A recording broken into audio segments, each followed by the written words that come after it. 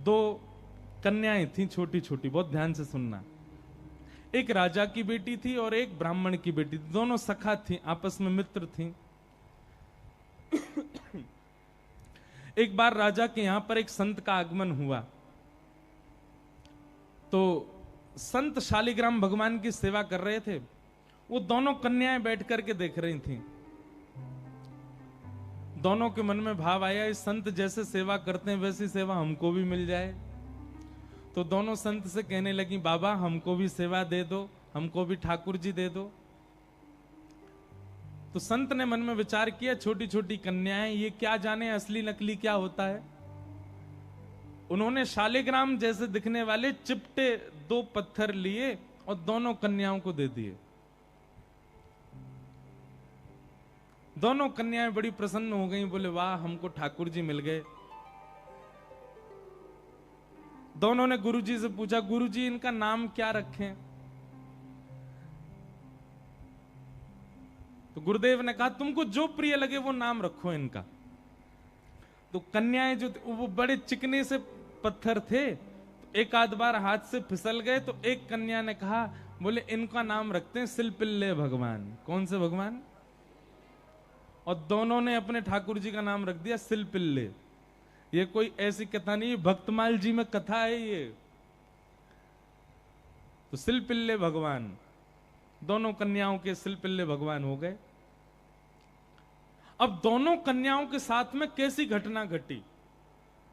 तो जो ब्राह्मण कन्या थी, जब थोड़ी बड़ी हो गई, सिलपिल्ले भगवान की सेवा करती थी, उसके 2 भाई थे, दोनों भाइयों में विवाद हो गया, दोनों भाई अलग अलग रहने लगे। एक दिन विवाद के कारण बड़े भाई ने छोटे भाई के घर में आकर के लूट मार करी, उसको मार पीटा और घर का सारा सामान हड़प के ले गया। उसी सामान में बहन के सिलपिल्ले भगवान भी ले गया। और बहन तो बेचारी रोने लगी, उसके तो ऐसे प्राण हो गए मानो बस अब जीवित ही नहीं रह पाएगी ठाकुर जी के बिना। रोने लगी, भैया से कहने लगी, भैया बोला पूरा घर लुट गया, उसकी तुझको चिंता नहीं, वो तेरे पत्थर के भगवान खो गए उनके लिए रो रही है। बोले वो पत्थर नहीं है, मेरे प्राण है, मेरे जीवन है, वो नहीं मिले तो मैं प्राण निकल जाएंगे मेरे। बोले जा, किसी और ने थोड़ी लूटा, बड़ा भाई है हमारा, जाके मांग ले, दे दे। तो बहन अपने बड़े भाई के घर गई और बड़े भाई से जाके कहा, भैया कुछ मत दो, सब रख लो अपने पास, पर मेरे सिलपिल्ले भगवान। अब सिलपिल्ले नाम सुनते ही सब हंसने लगे वहां पे।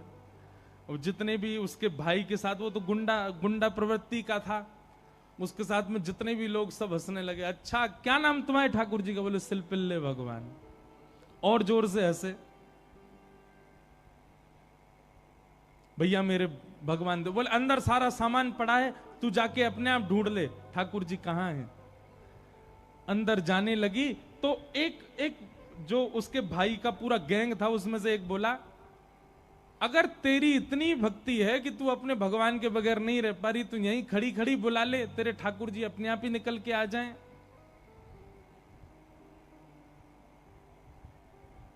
ये बात उसके प्रेम पर मानो प्रश्न चिन्ह लग गया।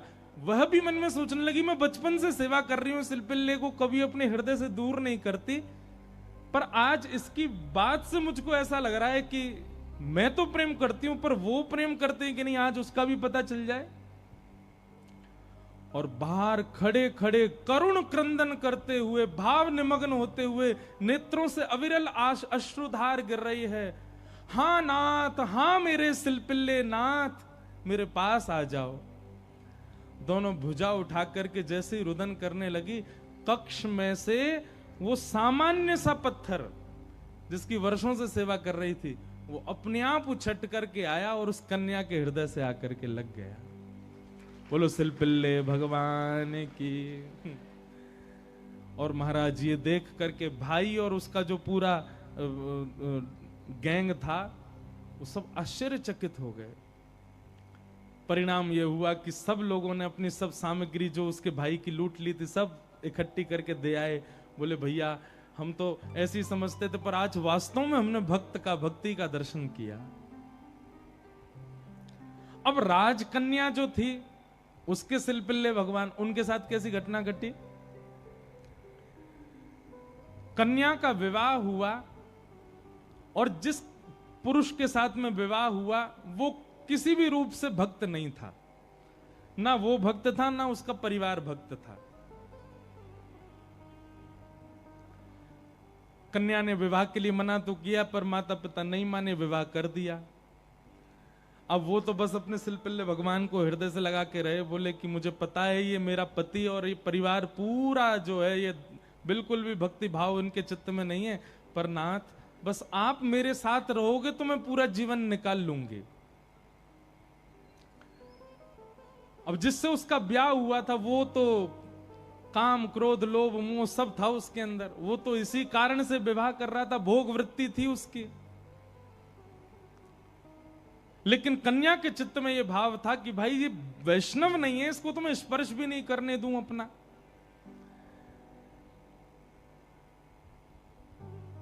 रात्रि में चर्चा कर रहा था पत्नी से, बातें करने लगा, बातें करते करते और उसने कहा ये क्या है तुम्हारे हाथ में? बोले ये मेरे भगवान है, सिलपिल्ले भगवान। सिलपिल्ले नाम सुनते ही इतना हंसा, हंसते हंसते बिस्तर से गिर गया। बोले कौन है? सिलपिल्ले भगवान। बोले आप हंसिए मत, ये मेरे ठाकुर जी हैं, मैं बचपन से इनकी सेवा करती हूं। अच्छा ठीक है, रखो इनको अपने पास। लेकिन वो उनको दूर करना चाह रहा था, बार बार लेकर के हटाना चाह रहा था। और वो राजकन्या कस के पकड़े, बोले नहीं आप इनको मुझसे दूर मत करो, ये मेरे प्राण है, ये अगर दूर हुए तो मैं प्राण त्याग दूंगी। 1 दिन 2 दिन 4-5 दिन बीत गए, लेकिन वो ऐसे ही रहे, सिलपिल्ले भगवान को हृदय से लगा के रहे। उसका यही था कि मैं पूरा जीवन इनके साथ नहीं रह सकती, पर आप रहोगे तो मैं रह लूंगी। एक दिन उस राजकुमार को क्रोध आया और उसने जब हट पूर्वक हाथ हटाए और वो सिलपिल्ले भगवान को खींच करके और बाहर एक सरोवर था, सरोवर में फेंक दिया। जैसे ही सरोवर में फेंका वो राजकन्या वहीं मूर्छित होकर गिर पड़ी।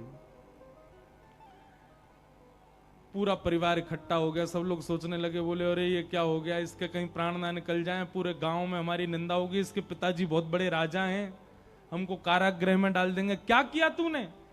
बोले कुछ नहीं, पत्थर लगाए, बैठी रहती थी, मैंने फेंक दिया तो नाटक कर रही है मूर्छा की। खूब प्रयास किया लेकिन होश में नहीं आई।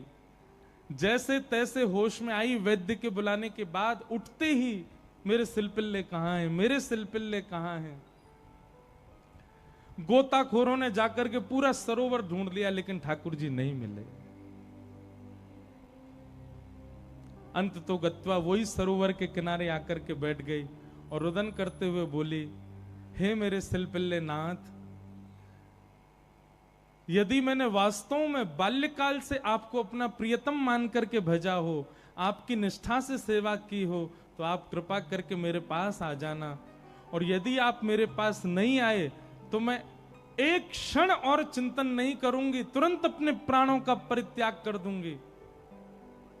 उसका पूरा परिवार खड़े होकर के देख रहा था। जैसे ही उसने कहा कि हे नाथ, यदि आप नहीं आए तो मैं प्राण त्याग दूंगी, ये बात कहते ही हाँ नाथ, हाँ नाथ, हाँ नाथ करुण क्रंदन करने लगी। तुरंत सरोवर में से अपने आप सिलपिल्ले भगवान निकल करके आए और उसकी छाती से आकर के लग गए।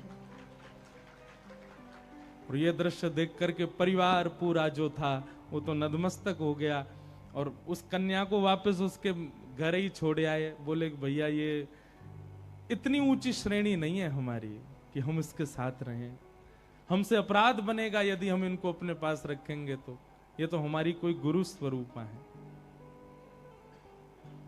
प्रीति, अरे सामान्य से पत्थर को उन्होंने भगवान मान लिया और ठाकुर जी उसमें भाव। जरूरी नहीं है कि धातु प्रधान होता है, जरूरी नहीं है कि कोई वस्तु विशेष। ये बात आप बहुत ध्यान से सुनिएगा। कई लोग भेद मानते हैं, अपने लड्डू गोपाल को सामान्य समझते हैं, वृंदावन बिहारी लाल को विशेष समझते हैं। उनको लगता है मंदिर में जो बिहारी जी बैठे हैं ये विशेष हैं, हमारे संग जो डलिया में डोल रहे हैं ये इतने विशेष नहीं है। क्यों?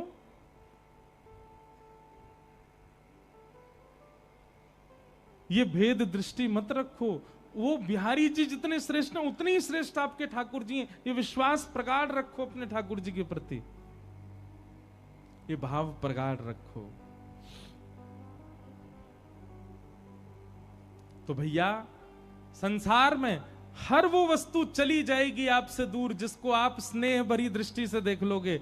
इसलिए स्नेह भरी दृष्टि से देखना है तो केवल ठाकुर जी को, उनकी लीला को, उनके धाम को, उनके प्रसाद को और उनके जनों को ही देखो। और या फिर जिससे स्नेह हो रहा हो, चाहे वो पुत्र हो, पुत्री हो, माता हो, पिता हो, मित्र हो, यार हो, कोई भी हो, उसको भगवत भक्त बनाओ। क्योंकि भगवत भक्त बनने के बाद उससे स्नेह हो तो भी वो स्थिर तो रहेगा। आप वैष्णव हैं और वो संसारी है, तो कोई भी संबंध क्यों ना हो स्थिर नहीं रहेगा, जाएगा।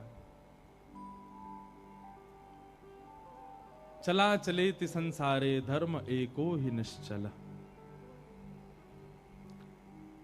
तो लक्ष्मी की बात हो रही है। लक्ष्मी ही रुक्मिणी जी के रूप में आई और उनका विवाह भगवान श्री कृष्ण के साथ हुआ। आगे भागवत जी